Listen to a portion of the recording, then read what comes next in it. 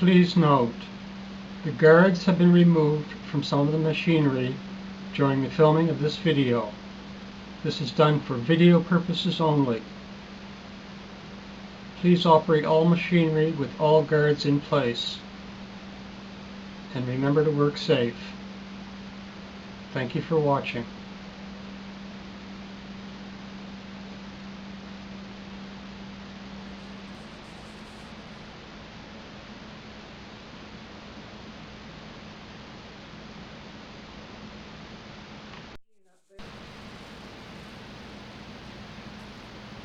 Hi, welcome to BCW Solidwood Drums instructional video.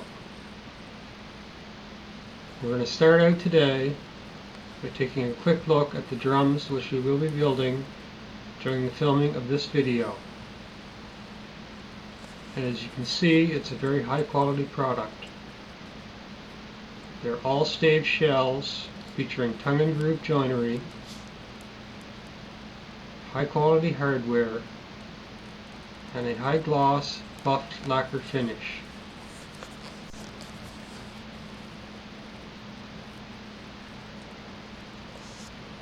And there's a nice quarter cut maple shell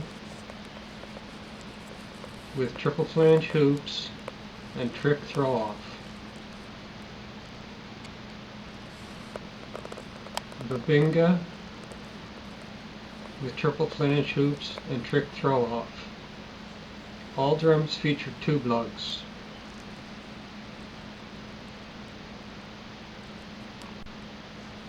There's a lot of labor involved in building these drums. That's a nice Babinga Purple Heart. That's a 5-inch drum. It has a nickel throw off.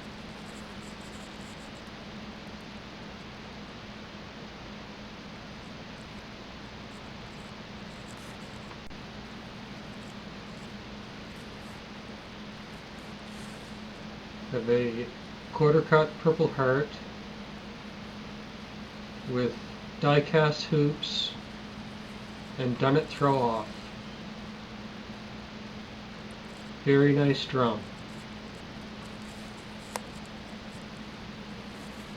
And we go to a 4-inch quarter cut maple shell.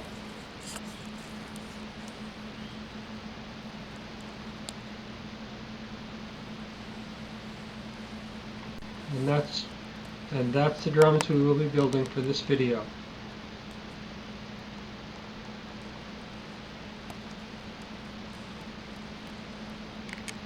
This is the basic shell we make, a 30-piece quarter cut material shell.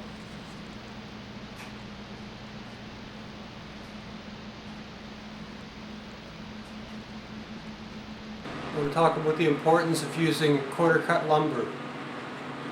Quarter cut lumber doesn't expand and contract like plain sawn lumber does. Therefore, it's very useful in the production of musical instruments and is used worldwide. And plain sawn lumber you can use, but you have to allow in your size, you have to allow for expansion and contraction of the drum shell. Which is going to happen. With quarter cut lumber, you get little or no movement, in my experience. And you'll even notice a difference in the quality. Quarter cut lumber will produce a better quality instrument, and I've found that through experience. And it's really the right way to go.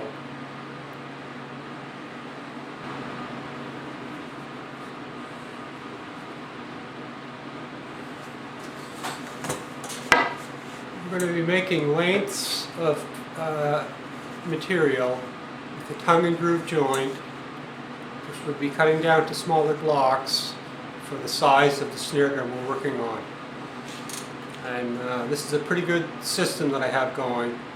You can do some nice work.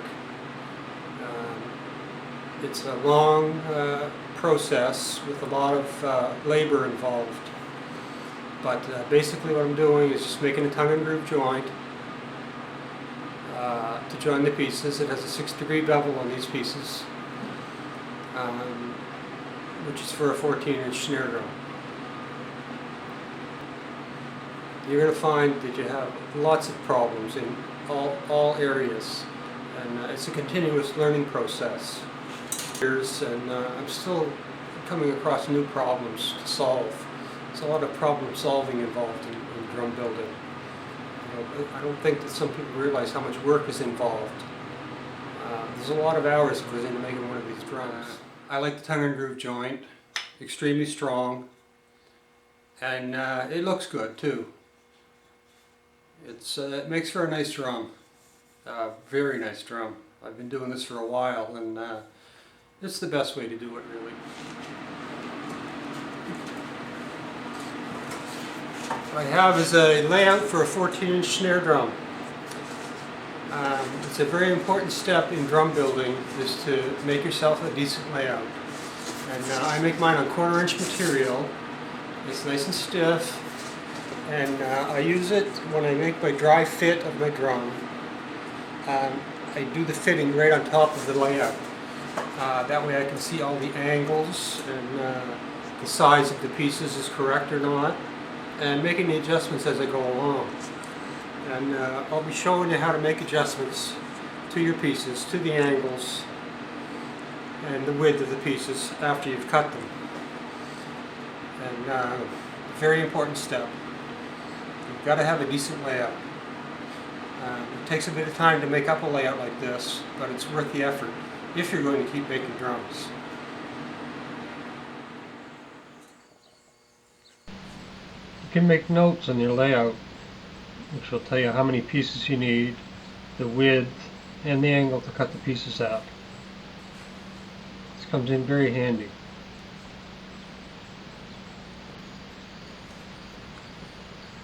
You can make layouts for different size drums as well, or a different number of staves. If you want to use 20 staves, you can do a layout for that. This is for a 30 piece.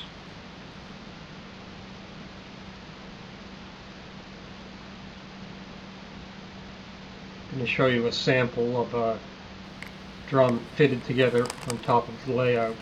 You can see how all the angles line up. Pretty much tells everything. All the pieces are nicely going together there. And it looks good. That one's ready for glue up.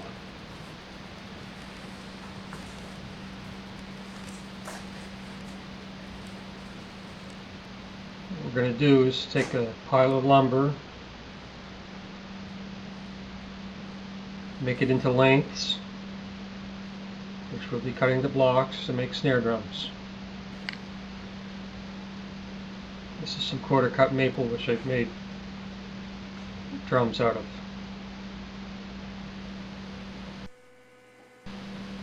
The first step is going to be to joint the face of each piece, and then do one edge on each piece to square it to that face. It takes a few passes to get it flat.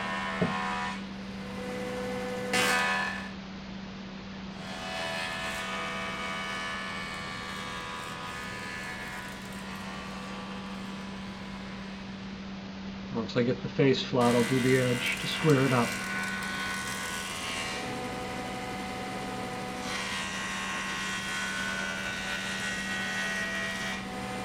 I'll have to do all my pieces of lumber this way. Also the 1-inch thick. With the 1 inch, I'll use a push stick at the back. Get your hands a little bit too close to the blade there. It's a bit dangerous. I'm basically doing the same thing as I did with the 2-inch material. Run it through, flatten one face, and joint the edge to square it to that face.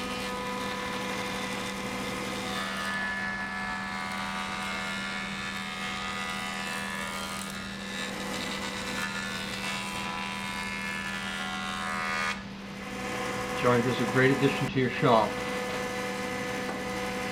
You're going to use rough lumber. You really need one.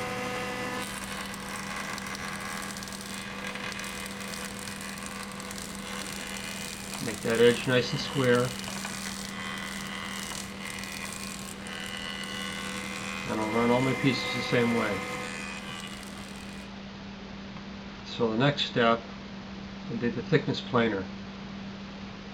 I'm going to plane the boards down to the correct thickness for the shells I'm working on. Now I plane my pieces down to 7/8 of an inch.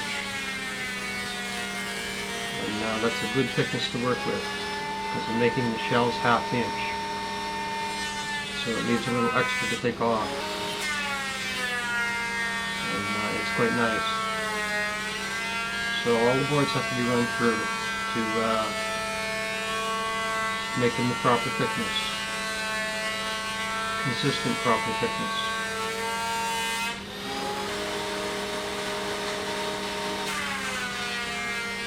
It takes a few passes to get there.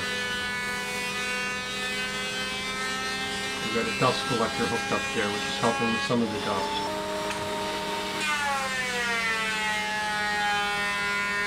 Just keep feeding the boards in until I fed them all through and then start at the beginning again.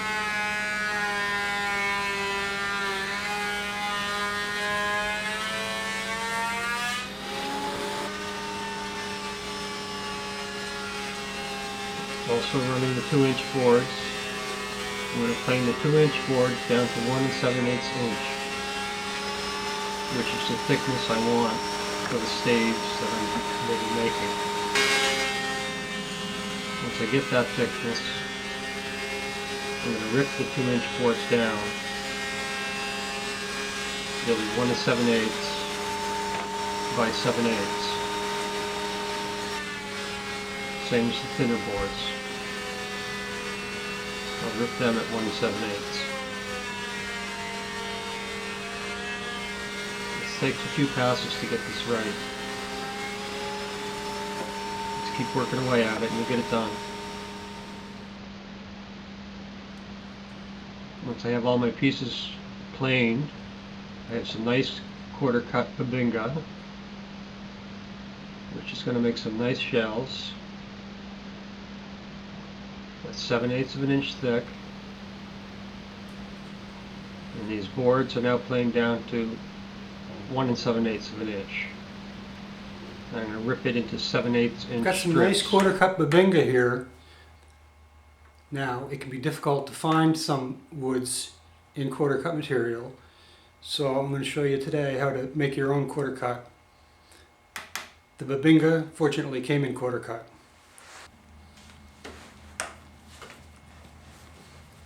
I have maple here, which I'm going to make into quarter cut material for drum shells. Cut it into boards to produce my own quarter cut lumber. And you can see which way the grain runs through the piece. And this is a great way of making your own quarter cut lumber. Same thing, 2-inch material, plane it down to 1 7/8, which is the width, proper width for my staves. Cut it into strips, 7/8 of an inch wide, and it'll make my quarter cut lumber, which will make for a very stable shell and a long-lasting, high-quality instrument.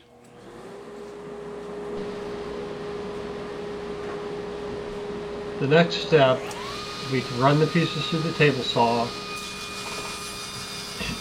cut them at 1 7/8 inch wide, which is the size I need for the pieces I'm making.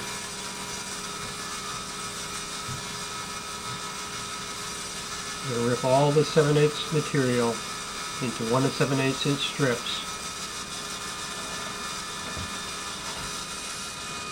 to get it ready to be run through the shaper.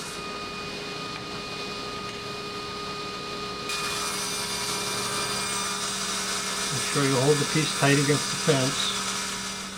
You want to try not to have any variation in size.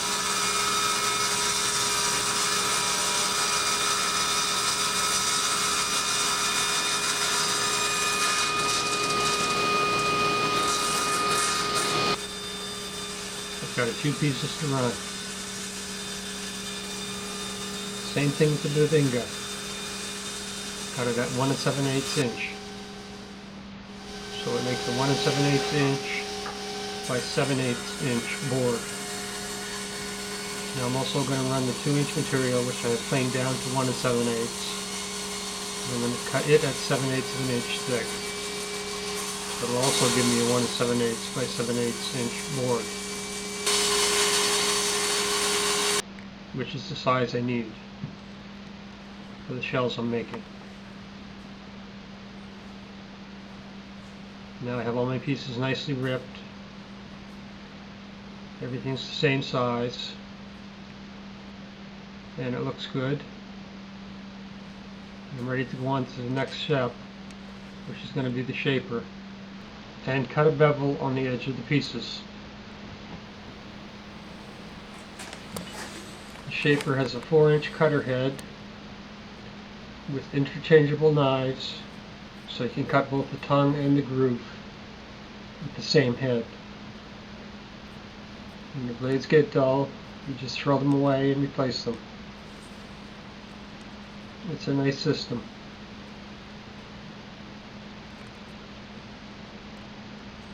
Once you get your setup done, you have to check, be sure the head is not going to hit before you turn it on. I have a small stock feeder, which is good for safety and for quality purposes. Wood shaper is a great addition to your shop, and will take your drum building to a new level. You'll find that right away. You'll be running lengths, and depending on what joint you want to go with. You know, I go with the tongue and groove joint because it's extremely strong, and I really like it.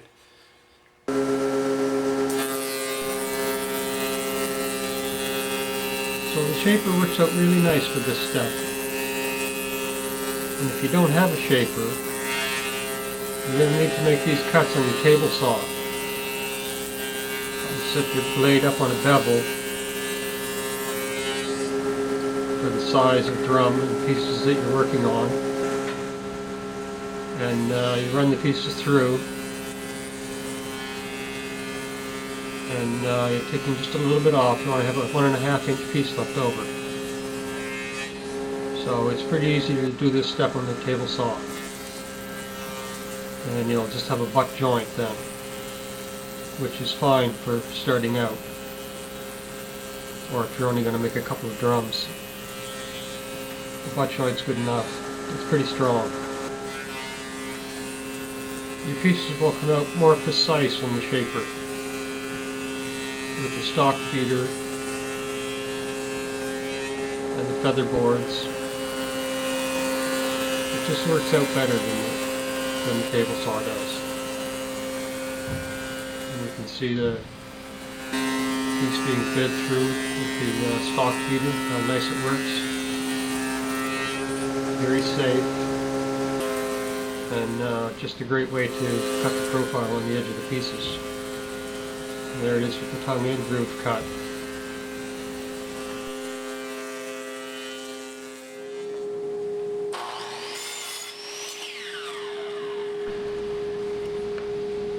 Next step would be to cut them to length. Set up a stop block so the pieces you want the same size are easy to cut.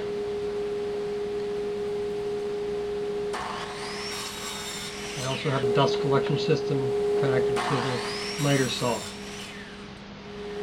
Now you can set your stop block up on the right hand side or on the left hand side. Either way is fine. Double check the length. And there's with the stop block on the left, which works out pretty nice.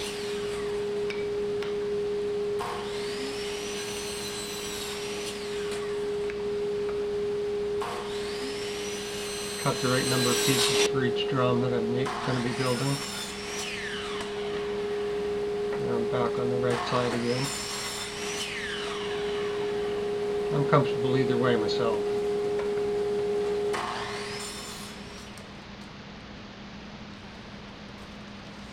And finally, I have all the pieces cut to length.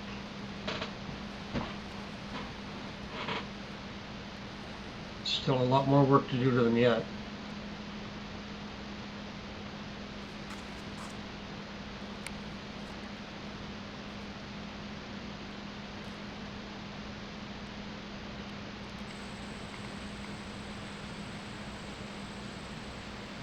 That was a batch of maple shells which I made. A lot of pieces there. This batch I'm making 10 shells.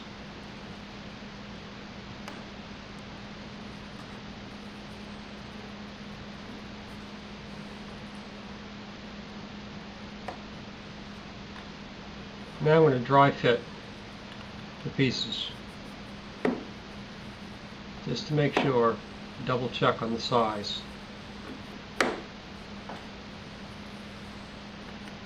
You want to know that everything's going to fit together right before you go any further.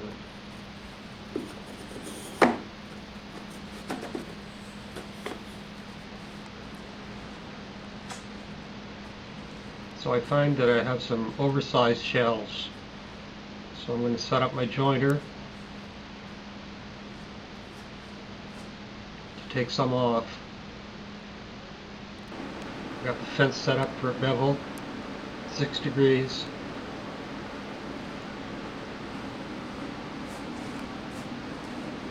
And I need to take a little bit off some pieces.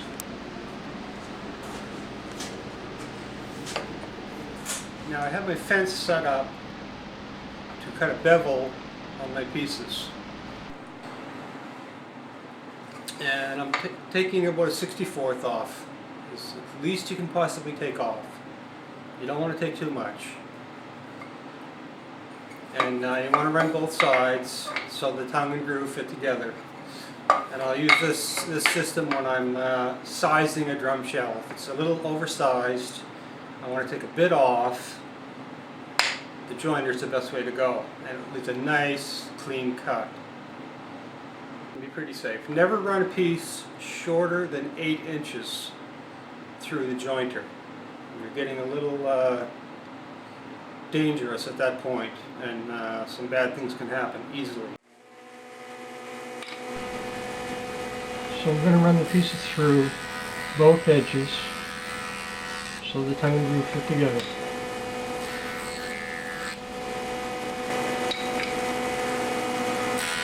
So this shell is oversized. I'm going to cut a little bit off of it to make it the right size.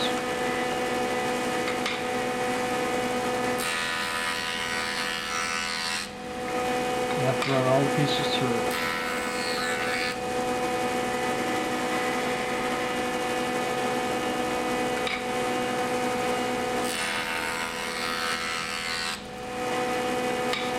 Makes a nice clean cut.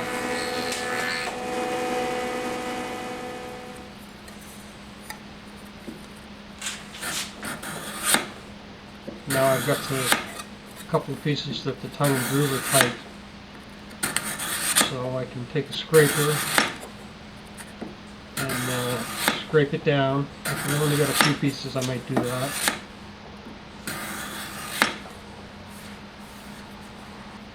So I'm not taking much off there actually. Or you can set the saw up and you see how it just touches the blade. The same bevel and the right height. And you just want it to barely touch the blade so it turns when you push against it.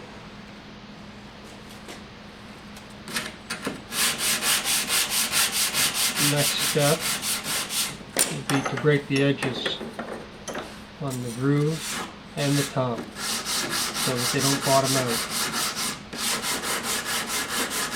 once you get the glue on.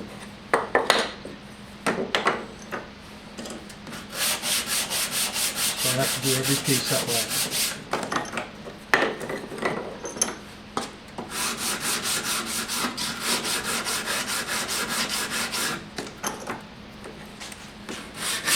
It's quite a bit of work.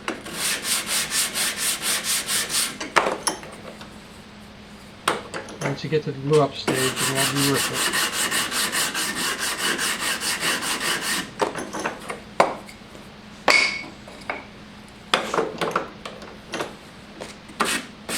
The next step is going to be to dry fit the pieces for each shell.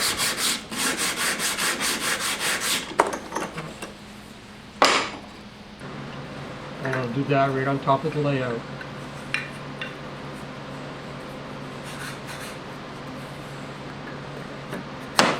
Pieces are going nicely together. And this way I can check the size. Everything is on before I'm ready to do the glue up.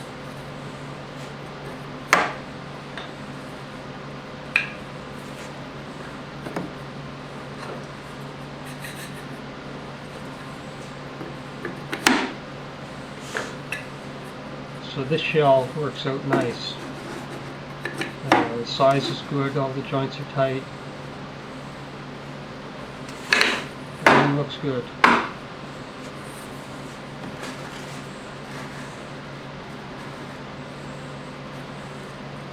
I'll put a band clamp around it. Pull the pieces tight so I can really see how it's going to fit and get a good accurate measurement on the size.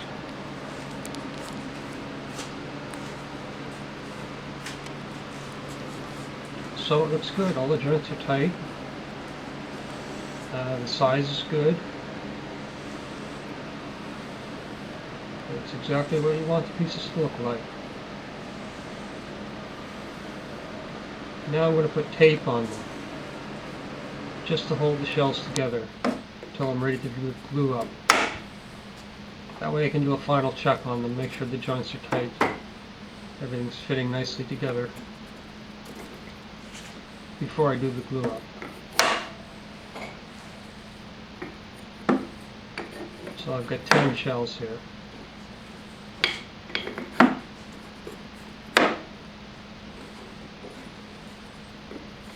And you can see how strong the tongue and groove joint is. The pieces hold together without even having any glue on them. It's pretty much like a one-piece shell.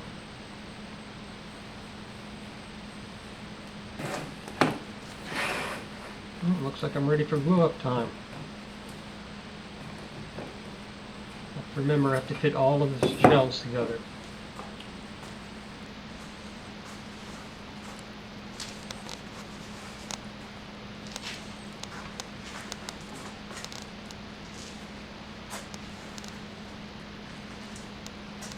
And that would pretty much do it for this section of the tape. So we're up to the point where we have all the shells taped together. We know the size is good on all of them, all the joints are tight. So we're looking forward to going on to the glue up stage.